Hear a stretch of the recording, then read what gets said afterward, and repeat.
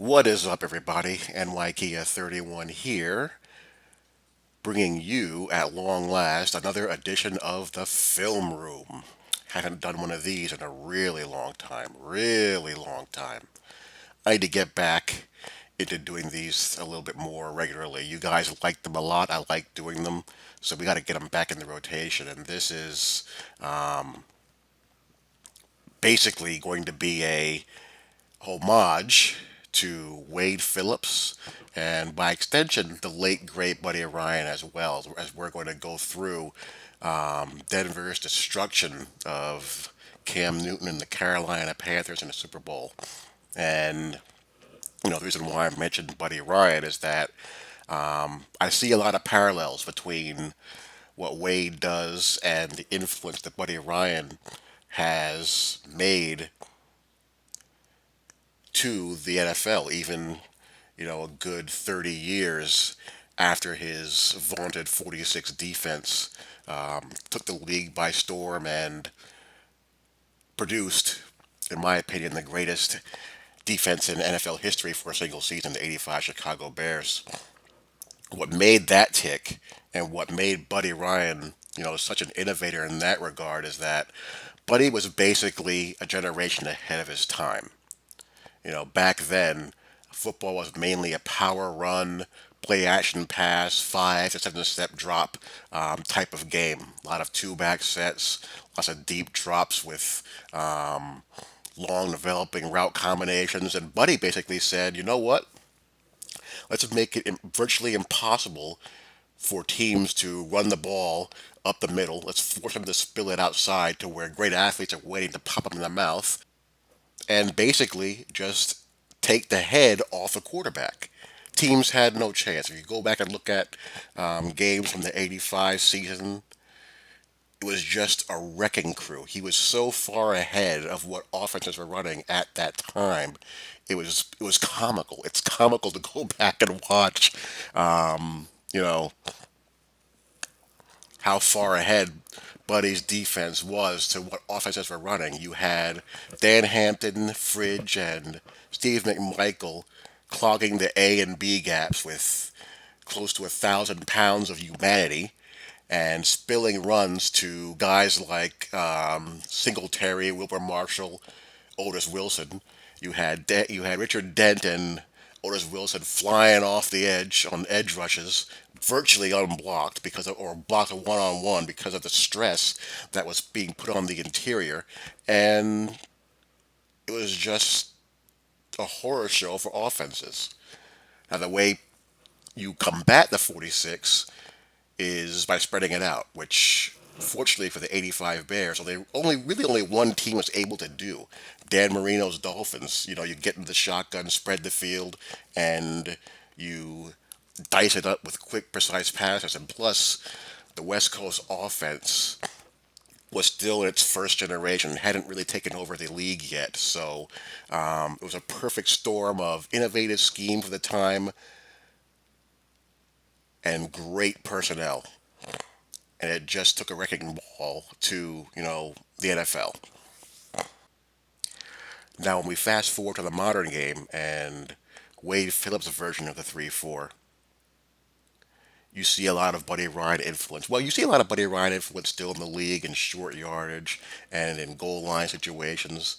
But you see a lot of it in Wade's defense as well in base situations. You see a lot of 4-6 looks out of 3-4 personnel with the nose tackle, head up on the center, and you'll have Malik Jackson and Derek Wolf in twin three technique positions, which makes it very difficult for offenses to establish double teams and in turn frees them up to work one-on-one and gain penetration and allows athletic linebackers like Brandon Marshall and Danny Trevathan to make plays either inside or scrape and pursue. And of course, you have Von Miller and Demarcus Ware able to contain the outside run as well. A lot of single high looks. Not all 3-4 defenses are created equal. This is not Dick LeBeau or Dom Capers. with a heavy amount of zone blitzing. This is not the way the Harbaughs play. The Harbaughs play a lot of zone due to having strong base pass rushes, both when Jim was at the Niners and John with the Ravens. The Steelers, they play a lot of Tampa 2 out of their 3-4. There's no real wrong way to play it. It's just a matter of what your philosophy is and also what your personnel is. And a good coach blends both. With Wade, you're going to see a lot of single high, you're going to see a lot of stunting, and you're going to see a lot of penetration in the backfield of the defensive linemen. And what they did in this game was basically establish to the Panthers, you're not going to run. You're not going to run between the tackles.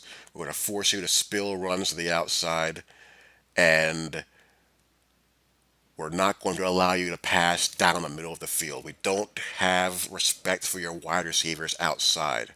What we're going to do, we're going to take away Olsen with some combination of to leave on him in key situations with along with box coverage, and we're going to force you to throw into tight coverage outside the numbers. We don't think that you're accurate enough to make those throws consistently, and we don't think your receivers are good enough to beat our guys out there.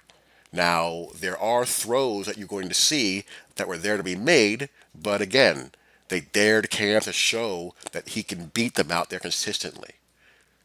And you're going to see what happens.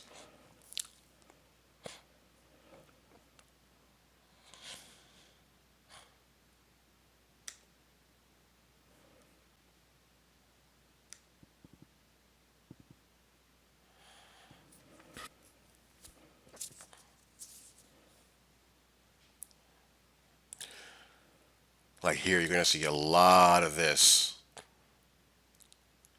on first down against, base personnel.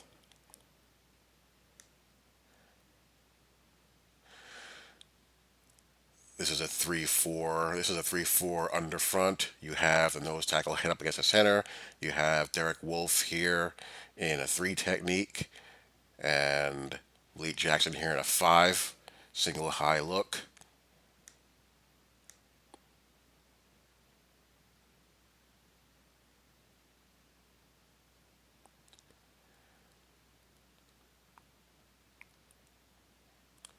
And Denver's backers are so fast.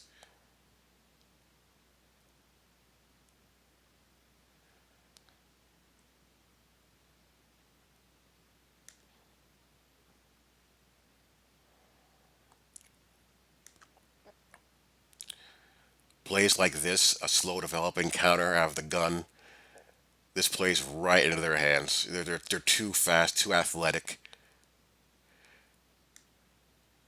It's just not going to happen. Here's the look from the lineman, defensive lineman from the opposite side.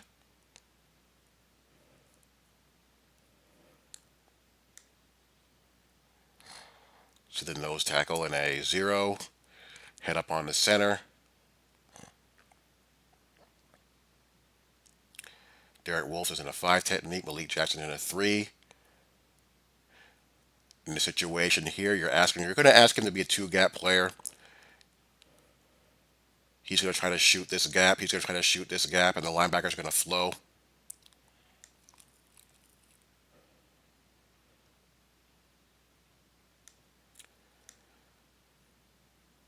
And Ware forces this to be spilled to the outside, and there's just no chance. Pre-snap, they're playing games in the secondary as far as what technique they're going to be playing. TJ Ward is here in a robber look. Single high safety here.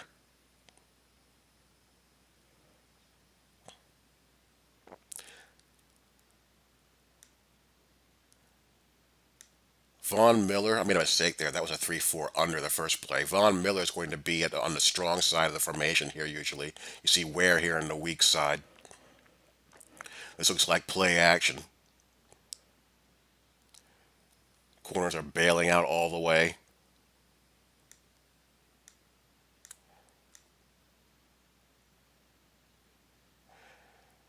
3 deep coverage. And they're going to say, Cam, make this throw. Make this throw to the outside. rushes it, gets too much on it, incomplete. And they're going to force him to show that he can make that throw with accuracy over and over and over again. See, Von Miller here is on the strong side.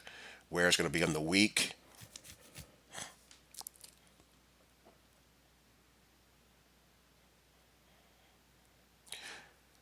Yeah, this is an over front. The last one was under. Yeah, I was right the first time. Defensive linemen are in the same technique, five technique, three technique.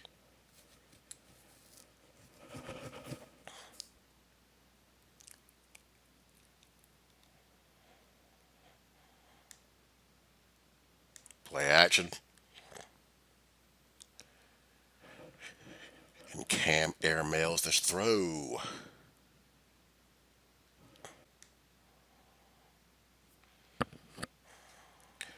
Alrighty, third and long.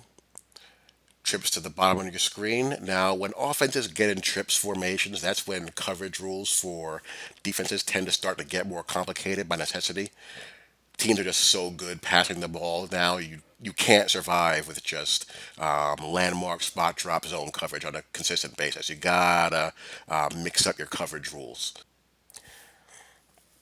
Now, to snap at the ball, this is going to be straight cover two. Well, cover two to the bottom, man coverage here to the top. TJ Ward here is in the slot. He's going to be running the deep run through in Tampa 2. This corner here, he is going to be keying number two. If number two breaks to the flat, he's going to fly down the seam.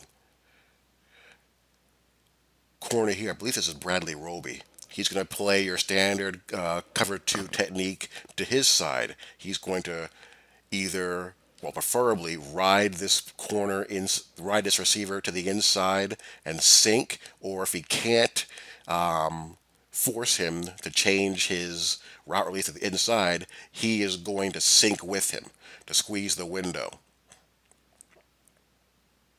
Now, if number two goes vertical, then this corner here, this defensive back here, will just sink and follow him. If he goes to the outside, he's going to look for work and spill back. Here's your deep run through. Here's Roby doing a good job of contesting this release. He can't reroute him to the inside, so he's riding him out with the next best thing, and still peeling back to obstruct the sideline. You see how he's sinking back, and good awareness here of this defender here to close any window here to the outside. Who cares about this route here on third and long? And you see Talib here mugging Olsen man to man. And good deep run through action here.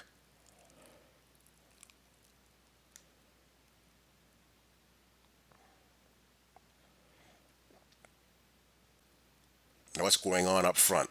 Another Buddy Ryan influence that you see Wade Phillips employ is that you show the illusion of pressure to speed up the quarterback's clock mentally and force him to be able to recognize when pressure is coming and when it isn't. If you can create the illusion of pressure, sometimes that's as good as creating pressure itself. Potential blitz look here.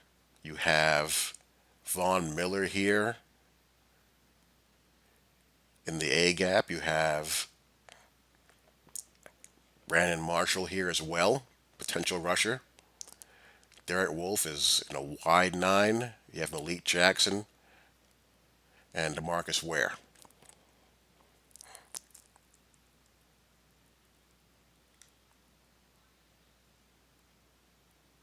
Three-man rush. Spy all the way here. And look at Ware. Ware and Miller played out of their minds this game. Out of their friggin' minds.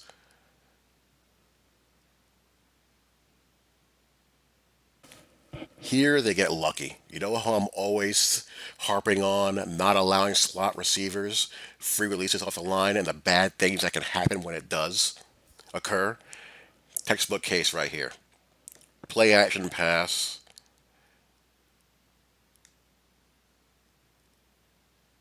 Jericho Cotchery goes right down the middle, unimpeded. Now, how did this happen?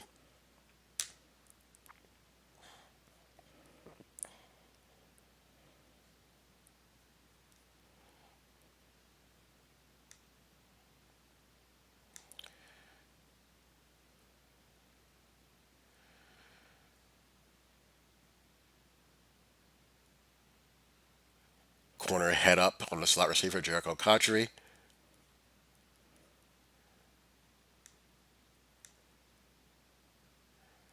What I think happened here, well, a couple of things happened here. Ware honors the play fake and takes a step in, which prevents him from being in a position to obstruct an inside route. And this defender here flies out to the flat, but doesn't reroute the receiver before doing so. You can't have that happen.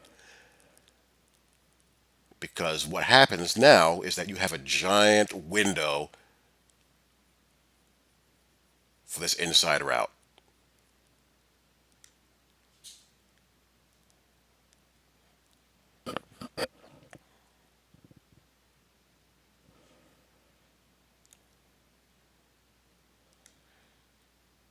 Again, you see Von Miller on the strong side. Where on the weak, this is an eagle look, 3-4 eagle look. You have Wolf playing kind of in between a 4 and a 5. And same thing here. Basically, this is a glorified 5-2.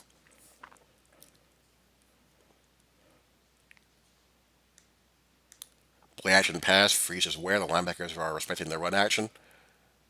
The inside backers do a good job of flying back. They're so athletic. But Ware's kind of caught in no man's land. And that creates the window. Now, this is the part of the game that surprised me. I thought Carolina would be able to move the Broncos up front better than what they did. They just could not run the ball between the tackles. And I thought that would be a strength of theirs going in. Nothing fancy here. This is just a case of them just not being able to handle the defensive linemen of the Broncos making plays in their backfield.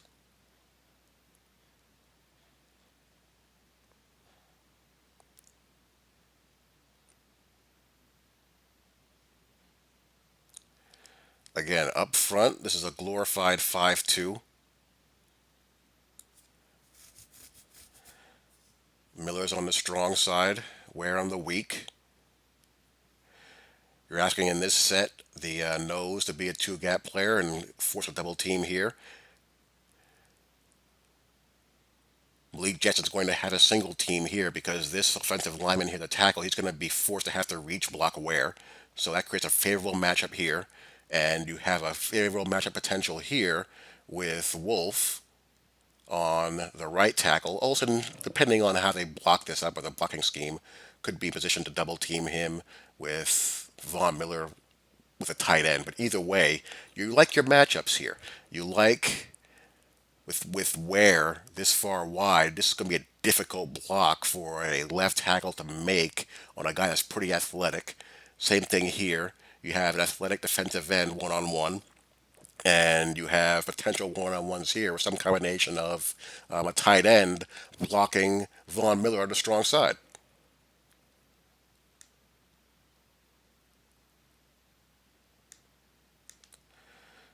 So, zone blocking scheme all the way. The guard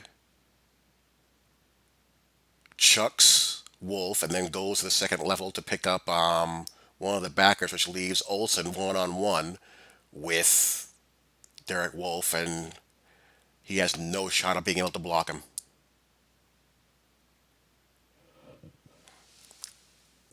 Now, this is beautiful. Empty set, the illusion of pressure.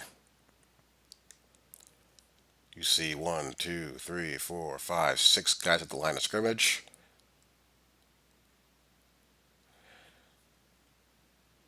Staggered formation here.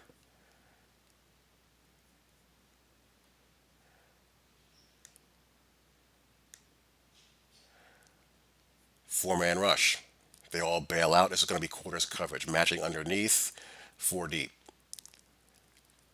Typical quarters coverage for the outside. Match number one vertical. Match number one vertical. They do a good job recognizing this wheel concept here. When number two breaks to the sideline and up, he becomes number one. Number one comes inside, he becomes number two.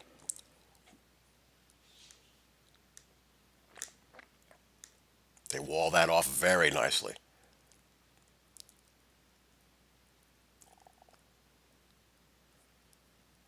All that's open is this and that, but who cares in long yardage? And Von Miller's going to whip his man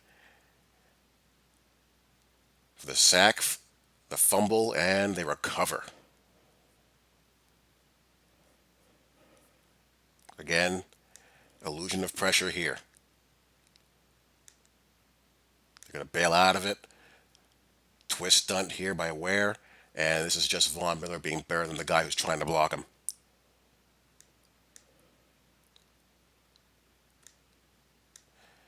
Right tackle had no chance. He got whipped clean. And there you go. So what you've seen isn't particularly exotic yet. All it is having a great understanding of how you want to dictate to the offense. They're dictating what they want the offense to do versus the other way around. They're eliminating the running game through good gap control and good scheming, and they're sitting and they're declaring that we're not going to allow you to throw certain routes. You're going to have to play offense on our terms, not the other way around. I also thought Carolina would do more of this. Some pistol option game to get the ball to the perimeter. Very well done there.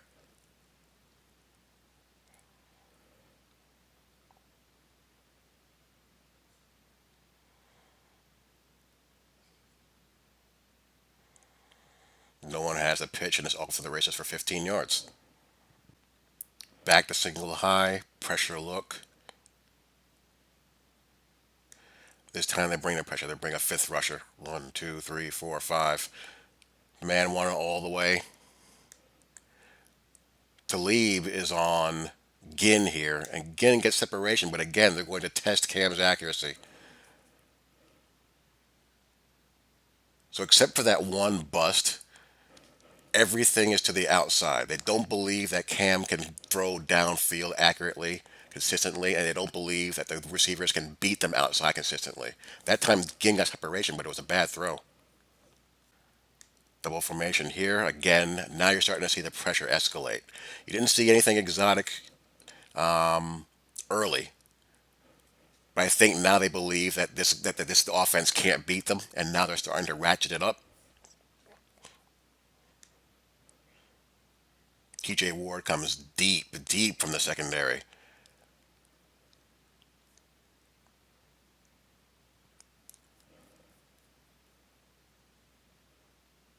I mean, they bring everyone.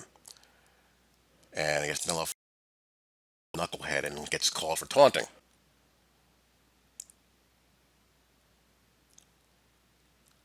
And again, nothing. That's not going to work. Malik Jackson makes the play. We've seen defensive linemen make plays for loss or for minimal gain several times now. That's how they play.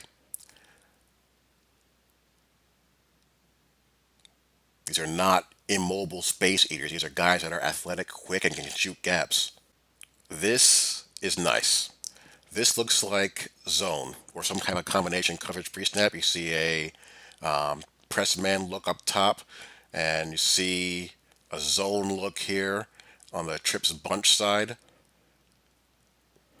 What they're going to do is play tight man on the outside. This is zone here underneath with a wall on Olsen, an inside outside bracket. He's going to follow Olsen inside. He's bracketing outside, kind of playing a robber position. So if Olsen breaks outside, he'll be right there. Deep safety, and you have a five-man rush. Stoned. Again, third and long, so who cares? And that's where Cam goes. They have Vaughn Miller lined up, head up on a slot receiver here to the strong side of the formation, whereas on the weak side,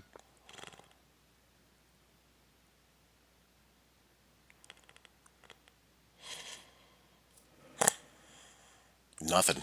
Nothing again. Elite Jackson makes a play for a loss or no gain.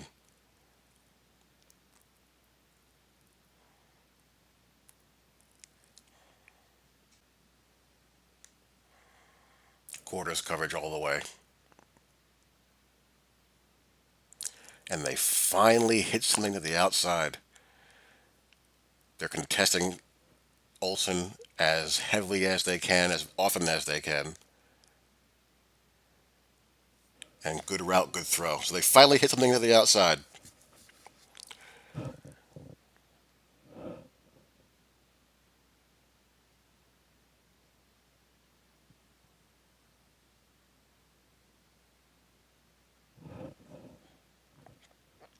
Not great. Congratulations. Can they do it? Can they do it again? Can they keep on doing that?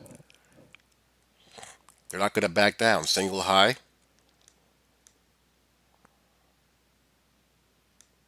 five-man rush, nowhere to go. This is run all the way. Their receivers aren't running routes. They're blocking. They're stalk blocking.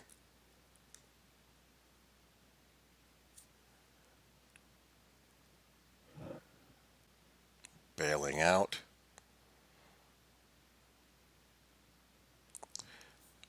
Man coverage all the way.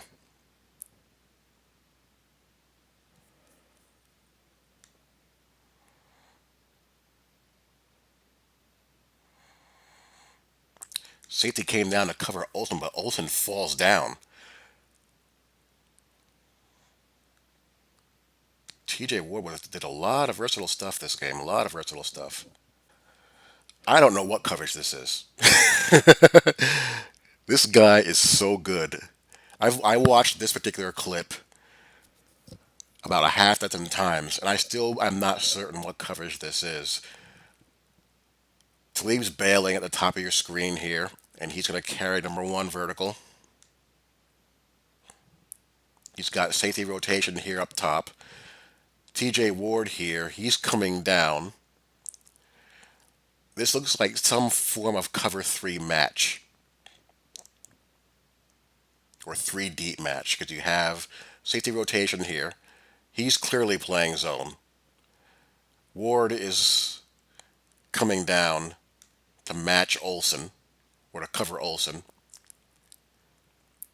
Linebacker picks up a crosser and carries him all the way across the field. Shallow crosser here. Olsen falls down.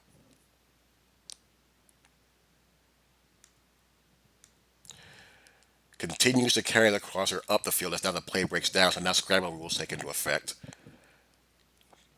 And he's trying to chase the deepest receiver that he can find.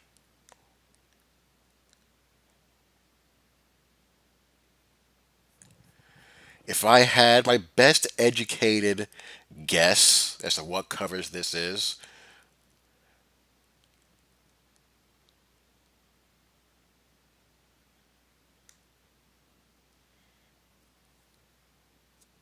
he's in La La Land here, down here. Maybe he's looking for an outlet here. My best educated guess as to what this is a cover three with a cover three, three deep, man everywhere he goes up top with deep safety rotation and some type of push call where they're carrying all crossers all the way across the field underneath.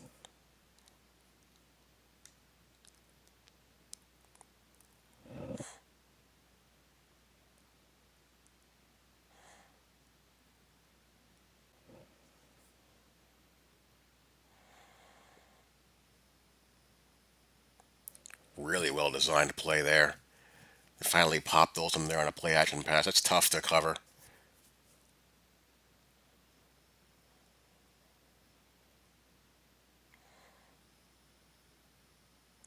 They all go with the flow of the play and they have Olsen dragging the opposite way. Really well done.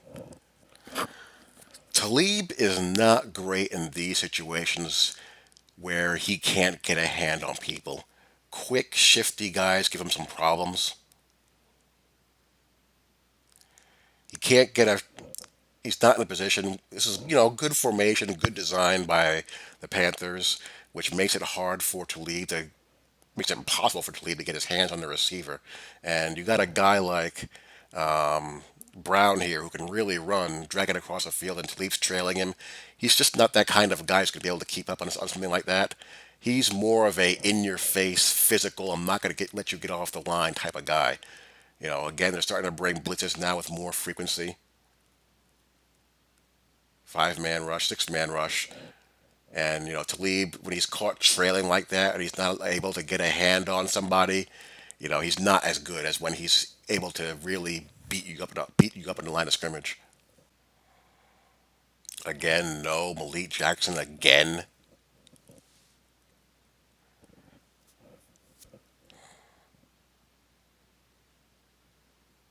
This is your 4-6.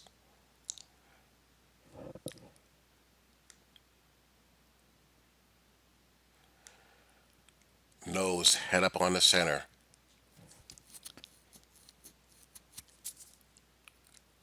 Your three technique, and Malik Jackson kind of splitting the difference between a four and a five. Makes it really tough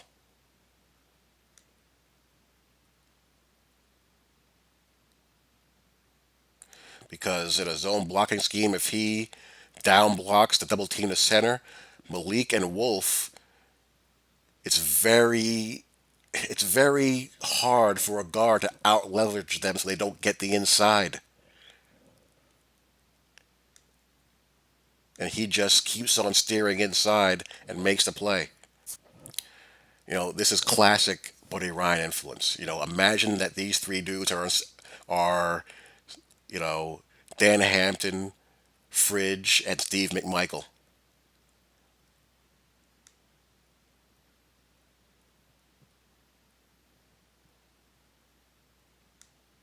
Single gap player, two gap, and you know he already has inside leverage. And it's very tough for him to steer him out of here once he gets it.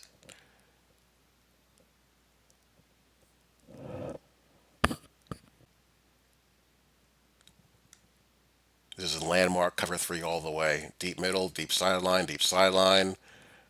Robber.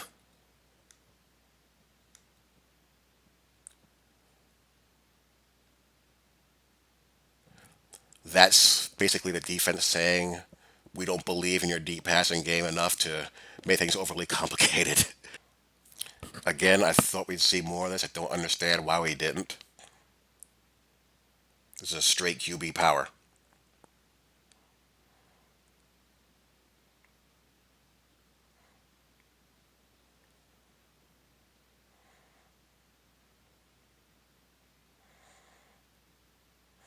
The fake is merely to freeze the backers a little bit, but this is a straight design QB run. See the guard coming around. The give. He actually, Trevathan does a nice job of not being fooled. He's reading the guard all the way. But, you know, laws of physics apply here. 300 plus pound man meets a 220-pound man. The 220-pound man's going to lose, and he gets written out of there.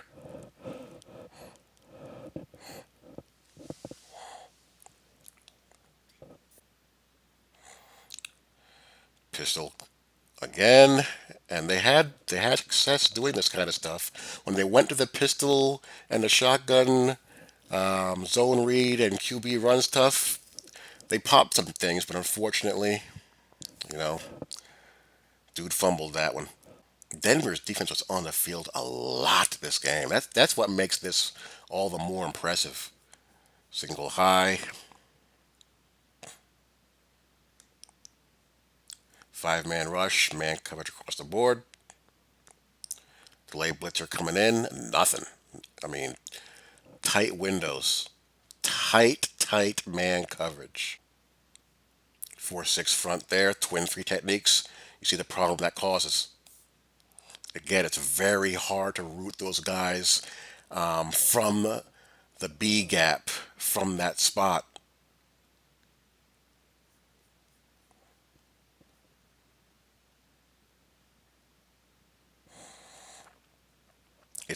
really difficult for guards to out leverage those guys inside.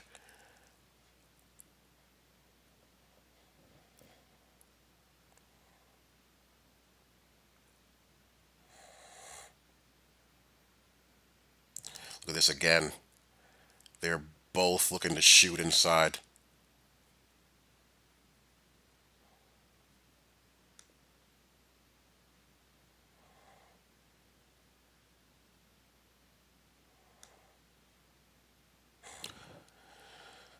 The pressure creates the one-on-one matchups, and they like their ends. Malik Jackson and Derek Wolf against their guards. They'll take that any day of the week.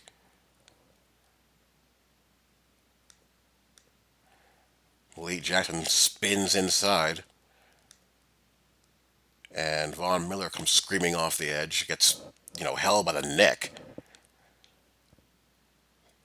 Problems, matchup problems along the interior of the line and also on the edges.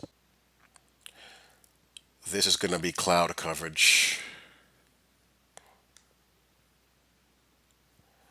Bailing out. Deep.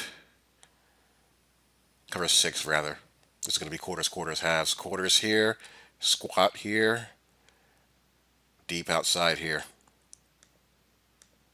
See, he's squatting down here. Got a hole here, but I think he's just clearing out for the route underneath. Either that or he doesn't look for the ball or Cam doesn't see him, one of the two.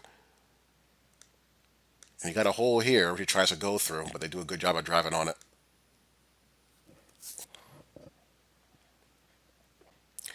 Again, I do not like Talib in an off-man position against fast little people. I like Talib when he's up in people's face. They're bringing the barn here. One, two, three, four, five, six.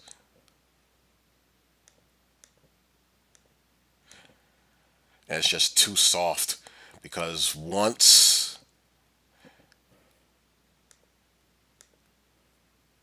Ginn makes his cut here, and there's no way Talib can be able to drive on him.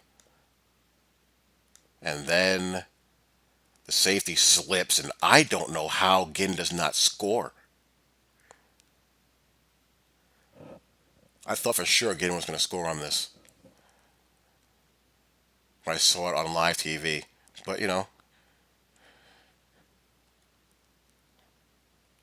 pretty good angles taken here, actually. Yeah, good job. Now, they don't back down. You hit one on us, can you hit two? And if you hit two, can you hit three?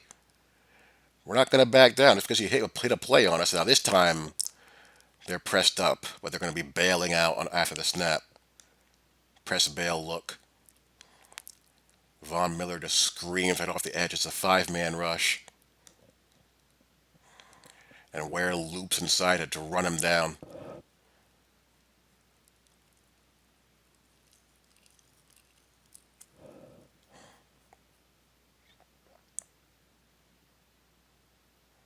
Actually, Ware begins with an outside rush, then loops inside. Von Miller just beats the right tackle clean.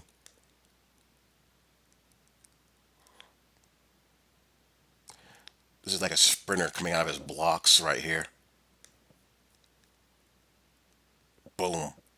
No chance. Once he gets upfield and turns the corner like that with no resistance, it's over.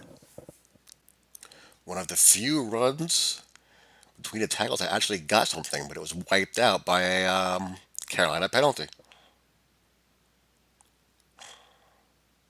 Did a good job here. He had a bubble here. Pre-snap. Did you guys notice that?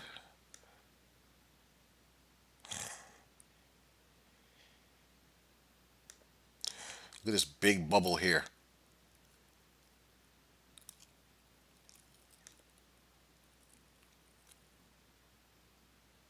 And they run it right up it.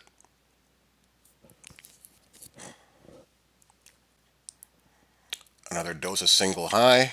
Press man on the top. Looks like a off man or zone look again. We saw that earlier. Talib's up the top here pressing. This is an off man all the way on the other half of the screen, or the bottom of your screen.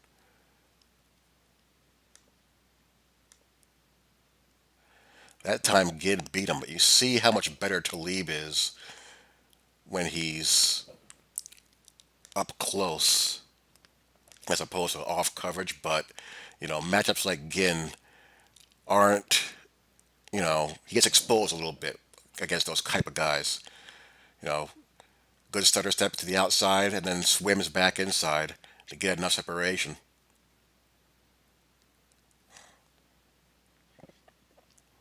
I think Chris Harris would actually be a better matchup there on a guy like Ginn.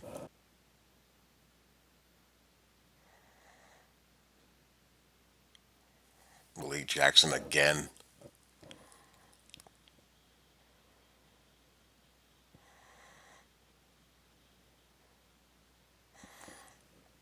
This is your three technique playing the run.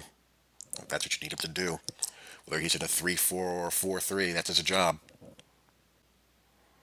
Here comes the heat. No illusion of pressure this time. The pressure's coming. And the question they're asking Cam is, can you make a throw outside one on one under pressure? Everybody's coming.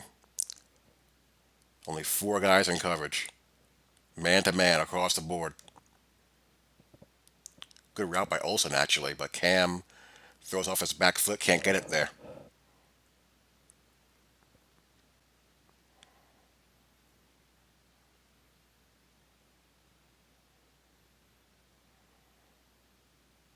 They actually picked up the blitz pretty well, but that was one on one all across the board. I like this that they started out in. Wish they would have stayed in it. Little shotgun wishbone set. Play action.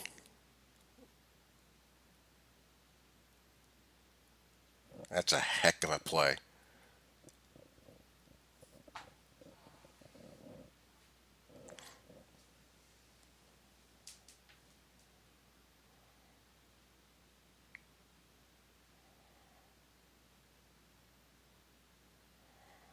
Had Ginn wide open underneath, though. But the receiver bailed him out.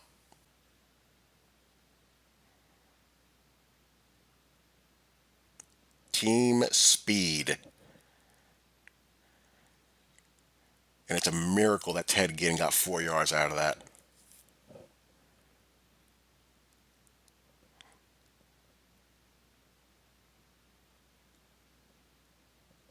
Good recognition to recover, and that's just amazing that he got 4 yards out of this. That's just a great individual effort. Empty backfield, single high, press man, off man. This is going to be man coverage all the way. This man blitz. And again, Ginn gets inside of Talib, but he can't hang on to the ball. Talib's able to get his hand in there. I think it went off of. It had to have gone off of Ginn into T.J. Ward. Get a better view of it here.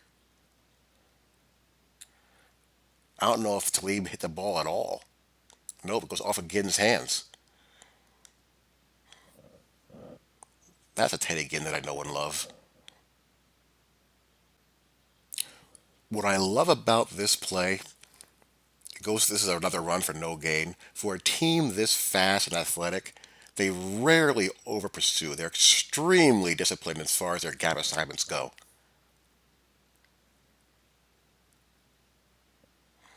Look at this from the back. The same over front we've seen a million times this game.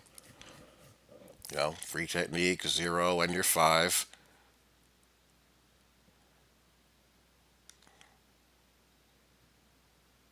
Slanted a little bit with the motion. And, here's Brandon Marshall here sitting in the gap. He's playing contain.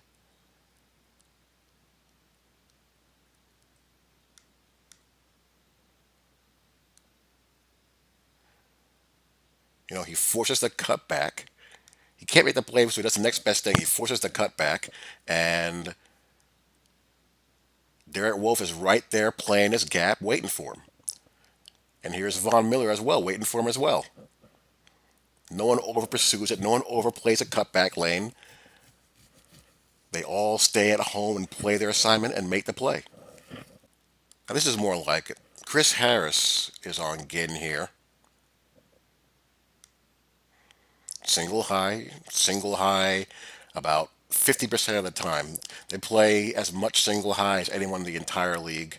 They blitz it around 45% of the time, and they play single high about 45 to 50% of the time, one of the highest in the league.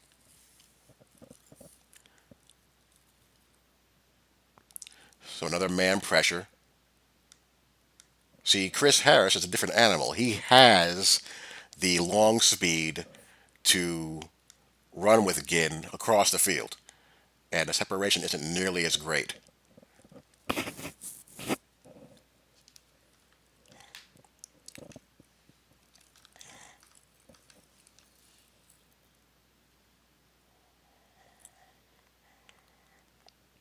A little bit more agile in the hips and a little bit more speed. Single high, how many guys are coming? Everybody's coming. Jeez. One, two, three, four, five, six. Tight coverage. Excellent man coverage all the way across the board. Single high safety.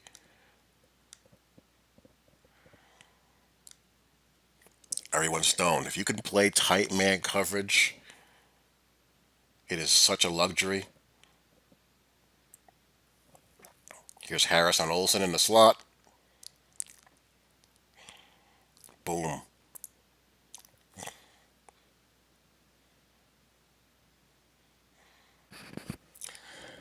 I love single high coverage with a robber. Gives you the best of both worlds. You can defend a deep middle of the field. You can defend intermediate crossing routes, and give yourself an eighth defender in the box. And if you have the horses outside, play tight man coverage and force contested throws outside of numbers. It's really a good way to live because you can't just live off a zone alone.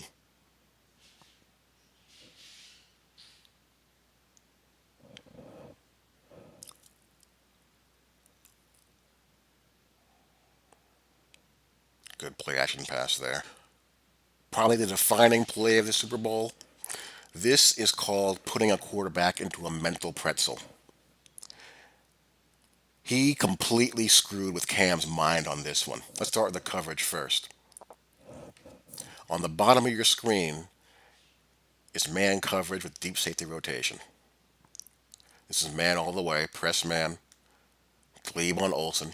He matches up far better there than with the quick receivers like Ginn and Brown. He's going to blanket him. He has safety help over the top as well, so he can be real aggressive. Man coverage here in the back, out of the backfield. Now, on the top here, we have a cut coverage concept where the outside defender is going to cut anyone who breaks outside. The inside defender is going to take whoever breaks in, and he has deep safety rotation as well. TJ Ward is tying up the tight end, preventing him from releasing in his route. And here you just have a base four-man rush. By the time Cam figures out what is what and what's going on, it's too late. He can't throw here. This is being cut. He's inside, and he's being bracketed. If he breaks outside, he got a chance. But it's going to take so long to develop that there's no time with this kind of pass rush. And you get your sack, you get Cam not going for the ball, and your recovery. That is checkmate, folks. It's the base four-man rush. Von Miller with relentless edge pursuit strips the ball, and TJ Ward recovers the fumble.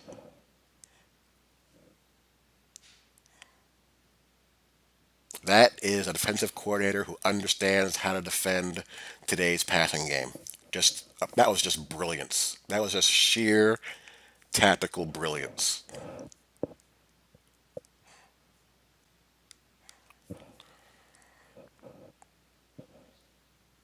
I mean, the dude's just running for his life at this point. There's nothing that they can do. And I'm going to leave it at that. So that takes you a little bit inside the complete destruction of Cam Newton and the Panthers offense by the great Wade Phillips. One of the great coordinators of his generation. He's right up there with anyone in the history of the game on the defensive side of the ball. You don't want him running your entire team. He's a defensive version of Norv Turner and Mike Martz. You don't want him running the entire team. You want him locked in a garage looking at game film and drawing up game plans all day for your defense. If you He can do that as good as anyone who's ever lived. And this is a great testament to him. He's earned it. I'm glad that he's gotten this kind of love. And again, I'm going to do these more often. The most popular request I've gotten has been the Patriots offense. That's going to take a lot of time to do because they're just so weird. They're so multiple. They do so many things week to week. But I'll get on that. Hope you guys enjoyed. I'll talk to you all later. Peace.